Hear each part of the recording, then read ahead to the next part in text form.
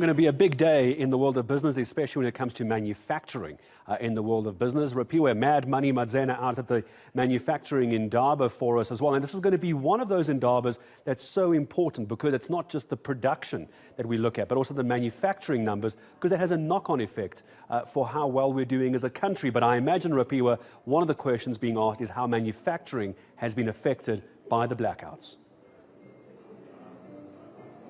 That's absolutely correct, Gareth. A very good morning to you and our viewers. Indeed, coming to you from the Sandton Convention Centre at the 2023 edition of the Manufacturing Indaba. This year under the theme, Capitalizing on Manufacturing Growth in Africa. And like you rightly say, an industry that has faced a myriad of challenges, blackouts being one of the biggest in that industry. And of course, we'll be engaging different stakeholders throughout the morning and the early afternoon. For now, though, we do have Liz Hart. She's the MD of this particular event, and she's going to be telling us a little bit about it, and encouragingly, Gareth, the local manufacturers that have also played a part in putting this event together. Liz, a very good morning to you, and thank you for joining us. Tell us a little bit about the Manufacturing Indaba and the different stakeholders that are expected to attend this year's edition. So this is our 10th edition, which we're delighted to be hosting finally after a long haul, and especially after the COVID years. It's wonderful that we can be back together in person at Sandton Convention Centre. Some of our key stakeholders are the Department of Trade, Industry and Competition, MERSITA, the Department of Science and Innovation, AUDA, NEPAD. So we have many different stakeholders. All of them are looking at how can we help and work towards growing manufacturing.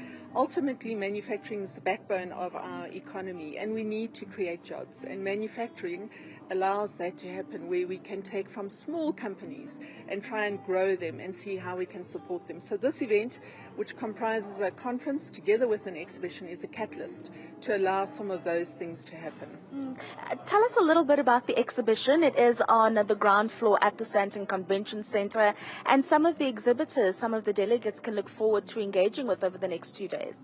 We have some amazing exhibitors. So we do have a lot of the government departments exhibiting, some provincial pavilions with small manufacturers coming from the various provinces in South Africa showcasing their products and services. But I think what's really exciting is we have some forklifts on the show, which is a bit unusual, but we have an electric forklift, which I did not know actually existed until this forklift arrived.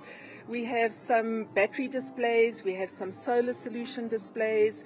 So we have quite a broad variety of products that are manufactured, even from small little companies manufacturing honey. Are exhibiting their products and services.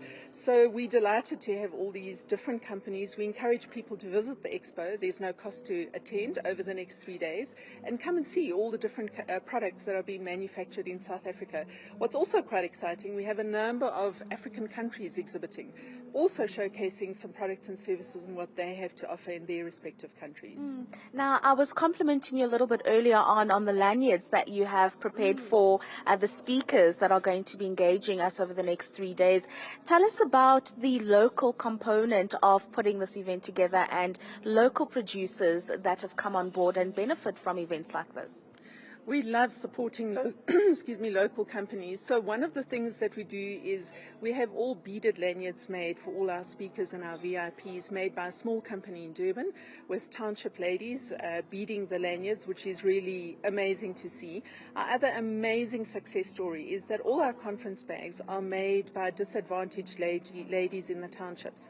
So for years, Manufacturing Indaba basically set up this company in the townships, and we now have a whole host of ladies manufacturing shwe conference bags that we have been using for years and growing the small little company, and now they're supplying other people, not just us. So a really phenomenal success story coming out of Manufacturing Indaba, where we've taken people that are really struggling and given them jobs, skilled them, and now they have a thriving little business that's running. And everybody's using the bags now, because I see at all conferences, everybody's using the shwe bags, which is a wonderful, wonderful success story and a great outcome of Manufacturing Indaba.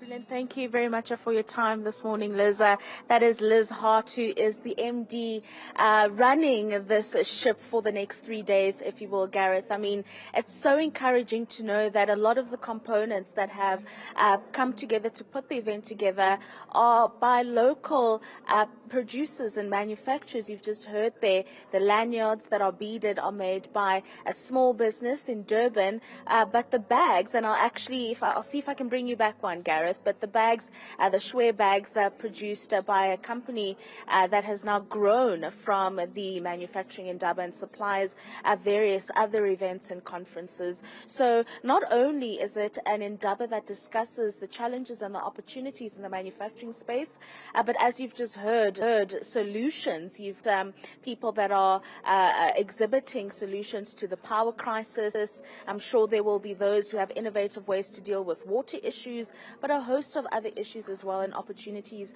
for small and medium businesses to get involved in